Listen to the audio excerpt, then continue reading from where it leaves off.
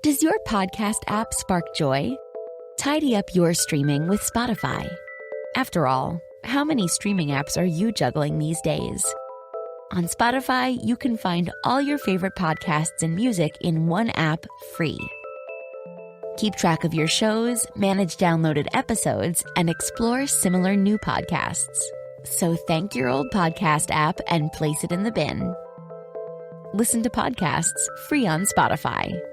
There is absolutely no need for music. Speaking in terms of evolution, anyway. As far as scientists can tell, there's no compelling reason for humans to make and enjoy music. Neurologically, we could get along quite well without it. Okay, sure, our world would be very dull, but we would be fine as a species. Yet for some reason, the human brain seems to be hardwired for music. And it looks like even the non-human brain was constructed this way. Archaeologists found a flute made out of bone constructed by Neanderthals that was almost 90,000 years old. Why would they need a flute? Here are a couple of theories. Music was invented because humans, or Neanderthals, wanted to imitate birdsong. Music was invented as part of some kind of religious ritual or ceremony. Or music began as vocalizations on the way to developing spoken language. Whatever. The origins of music are a mystery. And so is much of what goes on in our brain when it comes to these sounds. Let's explore. Here are 9 things about your brain and music. This is the Ongoing History of New Music, the podcast edition with Alan Cross.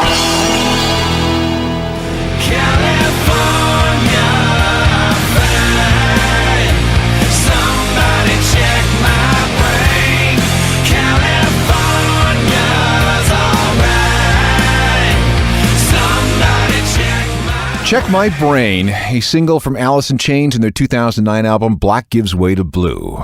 And we will be checking on a lot of brains on this episode. Hello again, I'm Alan Cross, and that squishy stuff in our skulls is pretty amazing. It uses very little energy, about 330 calories a day, which is about the same as a 20-watt light bulb. Yet this thing is extremely powerful. If we had the technology to build a human brain, the resulting machine would need 10 megawatts to run. That's about the size of a small hydro dam. It can ingest about 10 megabytes of information per second. And if your brain were to be replaced by a hard drive, it would need a memory capacity of at least 2.5 petabytes. That's 2,500 terabytes or 2,560,000 gigabytes. And to finally bring this around to music, 2,560,000 gigabytes means it could store 640 million MP3s-ish.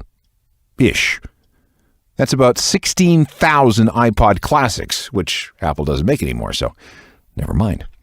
I'm not sure why, but I'm fascinated by the relationship between music and our brains, and I want to give you a bunch of amazing facts about this relationship. So let's start with this. Deep inside our heads are 3 ancient parts of the brain: the amygdala, the hippocampus, and the cerebellum. These 3 bits are responsible for producing a hormone called dopamine. Dopamine is the body's feel-good chemical. When the body gets a shot of this chemical, its reaction is, hey, this is good. Give me more of whatever that was that made the brain produce dopamine. So we tend to seek out those stimuli and behaviors that cause them. When you have an orgasm, dopamine is produced. When you take a hit of cocaine or some other drug, dopamine is produced. And you know when you hear a great song that gives you chills and you want to dance?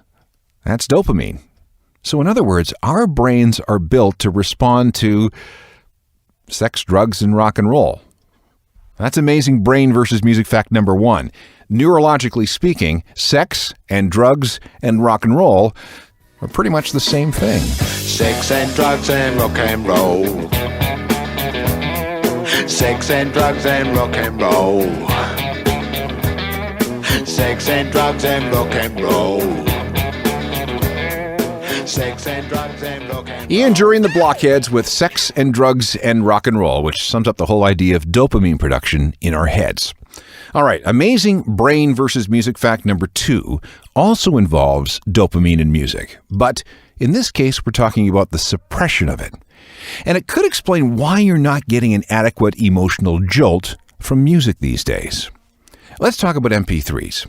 They were designed to save space. The Fraunhofer Institute in Germany came up with the technology in the 1980s when hard drive space and bandwidth were just a fraction of what they are today. Using the well-known principles of psychoacoustics, which is the study of how we perceive sound, the Germans came up with an algorithm that could shrink a regular digital file, a WAV file, to 1/10 its size. The algorithm did this by stripping away all the audio our ears cannot hear. Now, there are layers and layers and layers of audio in each song that we hear. What's the point of having it all there if we can't hear 90% of it because it's covered up with other layers? Strip all that out, and it makes the digital file smaller. That's what happens when you rip a CD. A song that takes up 70 megabytes on the disk takes up only 7 megabytes as an MP3. Smaller files, faster transmission, quicker downloads, less bandwidth, and less space taken up on hard drives. It works brilliantly, and MP3 compression technology has revolutionized the music world. However, there could be a problem, and we don't even have to get into the debate as to whether people can tell the difference between an MP3, a CD, or a vinyl version of the same song. The problem is that MP3s might not feel as good as those other formats. You see, when you hear a song that's been encoded as an MP3, your ear may be fooled, but not your brain. It apparently knows that the algorithm has done its psychoacoustical magic and spends a couple of milliseconds searching for that stripped-out musical material it thinks it should be there. This delays the processing of the music ever so slightly, and because of this delay, the brain does not secrete as much dopamine as it would listening to an uncompressed piece of audio. Not as much dopamine means not as much of a pleasure shot to the body. If this theory is correct, the biggest dopamine boost comes from listening to pure analog sound, a live performance, for example. That's followed by vinyl, then CD, then MP3. And the more you degrade MP3s, using bad earbuds, settling for the sound out of laptop speakers, the less of a dopamine hit you get, and the less you get off on the music. So in other words, MP3s cheat you out of getting the maximum emotional impact of music. You love my whisper, but did you hear me screaming the top of my lungs?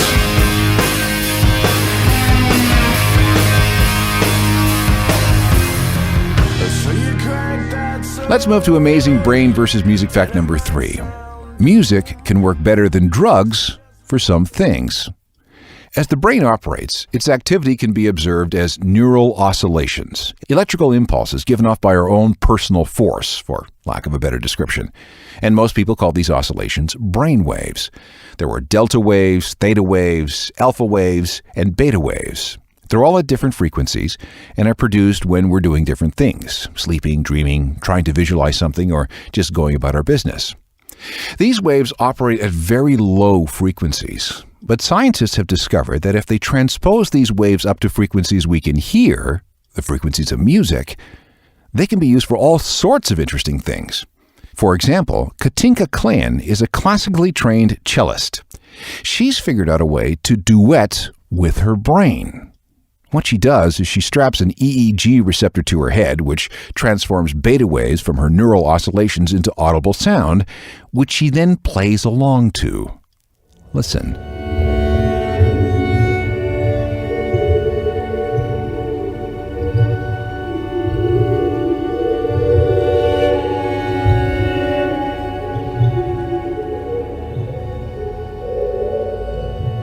Okay, so that's not going to top too many charts, but it's still, kind of cool. And this sort of technology has a more practical use. Doctors have found that brainwave music is good for treating everything from insomnia to anxiety to depression. Patients have their brainwaves recorded, which are then fed back into their ears. And this seems to have the effect of rebooting the brain chemically in the way that helps treat these disorders. So to put it another way, the music of your own brain can be used to treat certain neurological and psychological conditions. And finally, there's this. In 2005, little Corey George of a small town in South Wales celebrated his 9th birthday. Among his presents was a little cash, and he asked his mom, Tina, if he could go to the shop across the street to buy some candy. On his way over, he was struck by an SUV and suffered very bad head injuries. He lay unconscious for 2 weeks on life support, totally unresponsive. Then his mom came up with the idea of playing his favorite album while he lay in his hospital bed. Less than an hour after putting on this album, Corey opened his eyes and started moving his fingers and toes. And 4 days later, he was moved out of intensive care. I've never been able to find out where Corey George is today, but here's hoping he's all right. Oh, and here's a track from his favorite album. Wake me up when September ends. Like my father's come to pass. 20 years has gone so fast. Green Day and Wake Me When September Ends, a song that helped awaken a 9-year-old coma patient back in 2005. And this isn't an isolated example either. A quick internet search will turn up stories of songs by Adele, James Blunt, Bryan Adams, Bon Jovi, and the Rolling Stones, all having something to do with people coming out of comas. And there's probably more. Coming up, the weird interplay between music and memory. You're listening to The Ongoing History of New Music, the podcast edition with Alan Cross. This episode is called Amazing Things About Your Brain and Music. And here's our next fact. Our musical memories live in their own part of the brain, separate from all the other memories. And let me show you what I mean. In 2005, a professional classical musician came down with a severe case of meningitis. The infection destroyed parts of his brain, leaving the 71-year-old man with a terrible case of retrograde amnesia. His entire life had been erased. To make matters even worse, he lost the ability to make new memories. So this man existed in an eternal present. Okay, well, not all his memories were destroyed. He was still able to play music.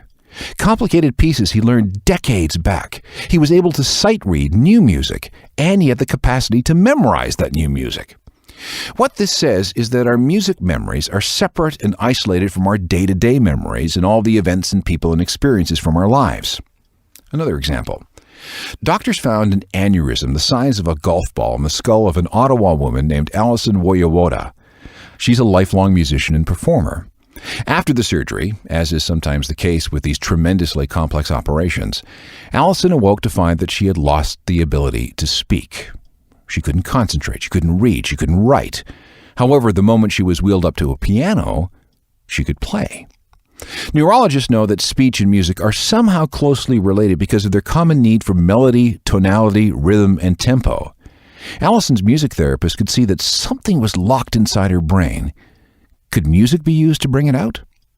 By associating musical phrases with spoken word phrases, Alison learned to talk again. Her ability to speak was reconstructed using a foundation of music.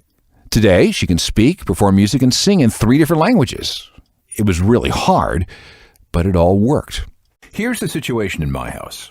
5 days out of 7, I am the person in charge of dinner. My wife works downtown in an office and doesn't get home until way after 6, and when she does, she's obviously in no mood to cook, so this is my job. It's delegation of labor, you know? The problem is that I'm busy too, and I can be in and out of the house all day. So this is where HelloFresh is an absolute godsend. This box shows up on my doorstep. Inside are all the things I need for a bunch of dinners. Everything is fresh, pre-measured into the right portions, and come with picture recipes so that anyone, even a guy like me, can prepare these meals in about 30 minutes with just a couple of pots or pans and some utensils. This is totally stress-free. I cannot emphasize that enough. And cleanup, that's a snap.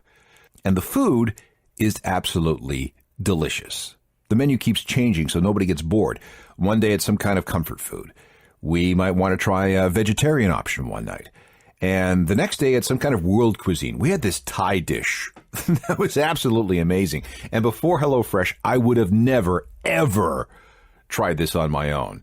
And all this with no planning, no shopping, no hassle, no leaving the house, no nothing. You got to try this, and I'm going to make it easy for you. Get 50% off your first box of HelloFresh by going to hellofresh.ca/ongoinghistory50.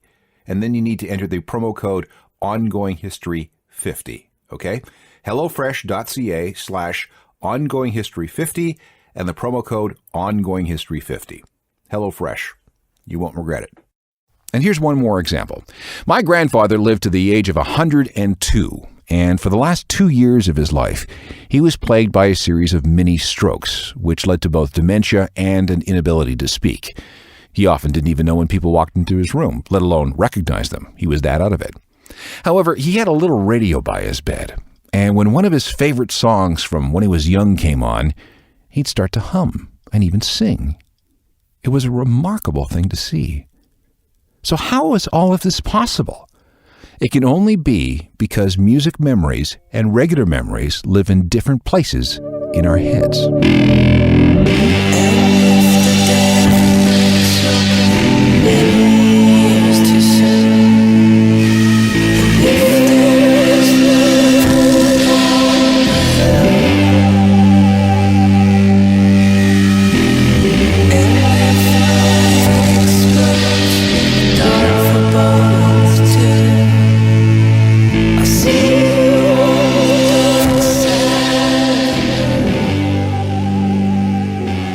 Our next amazing brains versus music fact is related to this idea of music memories being different from regular ones. Now, you would think that when you hear a song, that song would be stored intact in one place in your head. Well, no, it's actually deconstructed and stored in at least 2 different spots. After music enters your ear, it's transferred to the auditory cortex, the part of the brain responsible for processing sound. Music, lyrics, everything is all processed in one big chunk by the auditory cortex. But then the signal enters an area of the brain called the mid-superior temporal sulcus. Its job is to split the song into music and into lyrics. Once that split happens, the music enters an area called the anterior superior sulcus, and the lyrics are steered into a completely different part of the brain. This is because the brain's speech centers need to kick in. And it gets complex. We have to recognize the words, determine what they mean, and in the context in which they're being used. So basically, listen to music creates 2 databases in our head, a musical one and one for lyrics. This could explain why most of us pay more attention to the music part of a song than the lyrics. Processing the lyrics takes more time, and depending on the song, we just might not be up to it. You've experienced this, and you probably didn't even know it. Think about the times you've been asked what the words are to a particular song, and the only way you manage to remember them is by singing the song. And it works the other way, too. If you can't recall a song, maybe someone prompts you by giving you the first few words, and then the whole thing comes flooding back.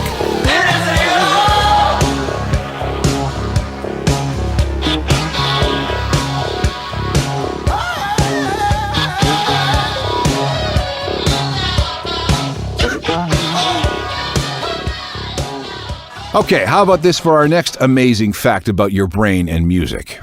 You're listening to a song, and it suddenly cuts out. What happens?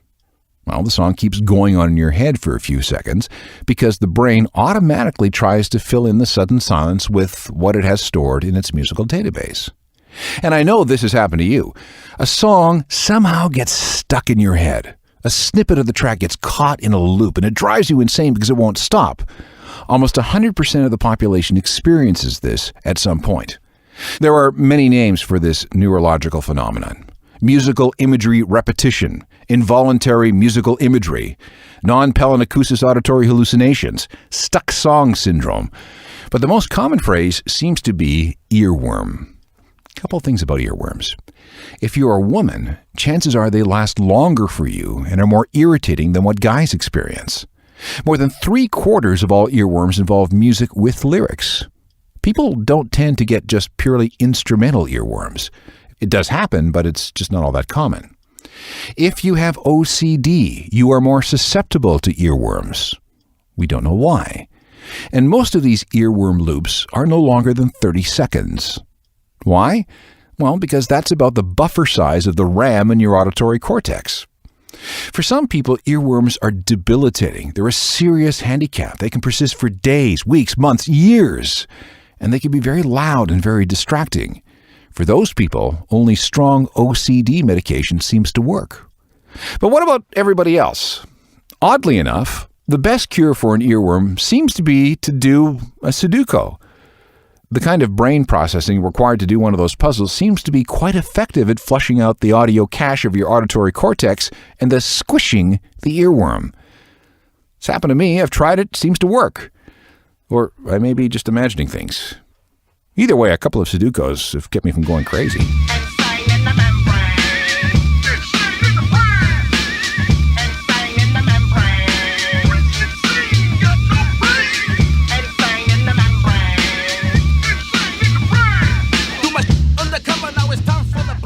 Cypress Hill, going insane. Something you might experience when a song gets stuck in your head. More amazing facts about your brain and music in just a sec. Now, back to the ongoing history of new music, the podcast edition with Alan Cross. We're looking at the strange and cool relationships our brains have with music, and frankly, we still don't understand a lot of this stuff. Take the case of how music can help with brain surgery. This is really, really cool. When something physical goes wrong in your skull, sometimes the only treatment is to go in there and fix it. But anytime you start rooting around with all that goop in your skull, you're asking for trouble.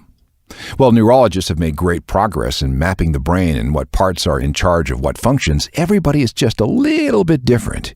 You can't just go in there and start moving stuff around blindly. You need to know what's going on in each millimeter of gray matter. And this is where music comes in. For certain procedures, patients are awoken from the general anesthetic and given their favorite musical instrument. As the surgeons dig around, the patient is asked to play and play and play. If the surgeons poke something in the patient's brain that affects their playing, they know they're in the wrong spot and need to find another solution, another route. Which brings me to Brad Carter.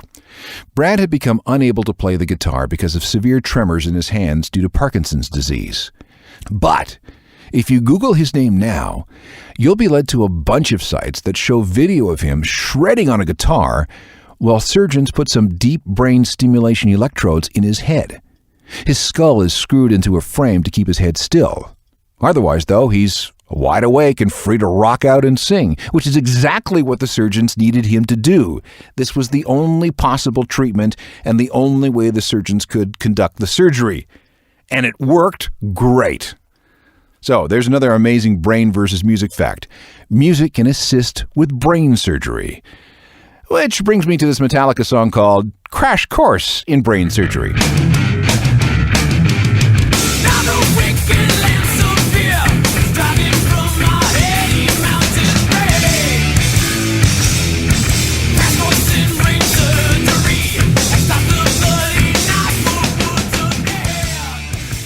Metallica and Crash Course in Brain Surgery, which is kind of what we just had. One more amazing fact about our brains and music. Not everyone experiences music in exactly the same way. I want you to think about that for a second. How do you know what you're hearing is what I hear or what the next person hears? You don't. For example, there's a neurological disorder called Amusia, which seems to lie in a brain defect when it comes to processing pitch, as well as the centers of the brain that deal with music recognition and music memory. Problems may also result with sensing changes in timbre, rhythm, and tempo. Depending on the person, this could be congenital, or it could have resulted from some kind of brain injury. Whatever, up to 4% of humans have this issue. So what is it? Well, basically, amusia is an inability to hear music as pleasurable sound. A person with amusia perceives music to be just noise, awful noise, and it stresses them out just as bad as fingernails down a chalkboard. They can't tell a major chord from someone just smashing all the keys on a piano. They have no concept of a guitar being out of tune. They can't hum a song, let alone sing. Melody means nothing to them. Musical scales? What are those? It's almost like a musical form of dyslexia. Amusia is pretty hard to diagnose. After all, who takes their kid to the doctor because he or she doesn't seem to like music? Where it does have a bigger impact is when speaking a tonal language like Chinese. Because the pitch of a single syllable can change the meaning of a word in a tonal language, people with amusia might have a hard time understanding or speaking such a language. At the other end of the spectrum is synesthesia. This is a condition where the senses kind of overlap. There are many different kinds of synesthesia. For example, I met a woman for whom numbers are also perceived as having specific colors associated with them. But the synesthesia I want to talk about is the musical version. This is where notes, chords, and other combinations of musical sounds take on colors. Kanye West has this. So does Stevie Wonder, even though he's totally blind. Tori Amos, Billy Joel, Patrick Stump of Fall Out Boy, Eddie Van Halen, Pharrell Williams, they all say that they have music or sound-to-color synesthesia. Growing up, they thought what they experienced is what everybody else experienced. Nope, they are special, and they find it hard to tell non-synesthetes exactly how things are for them. Here's a guy who sees colors when he hears music. Sam Endicott started out as the singer of The Bravery, but he's also written songs for other people, including Shakira and Christina Aguilera. That's a pretty big swing in genres. Could it be that his synesthesia helps him? Maybe. Probably.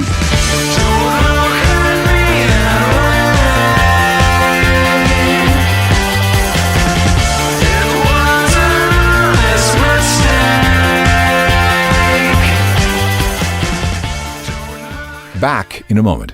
More of the ongoing history of new music, the podcast edition with Alan Cross. So there are a bunch of things about your brain and music that may have blown your mind to some degree or another, ranging from brain chemistry to the ways different brains are wired in different ways. If I can help you with anything else, swing over to my website called ajournalofmusicalthings.com. I update this thing every single day with music news and music recommendations and all manner of audio and video. There's even a free newsletter that comes out every weekday. You should sign up for that, seriously. I'm on Twitter a lot. There's Facebook and Google Plus and Instagram too. Just search for me and you'll find me. And I spend a lot of time answering emails. Use alan@alancross.ca if you want a piece of that. Technical Productions by Rob Johnston. I'm Alan Cross. You've been listening to the ongoing history of new music, the podcast edition with Alan Cross. Subscribe to the podcast at iTunes and through Google Play.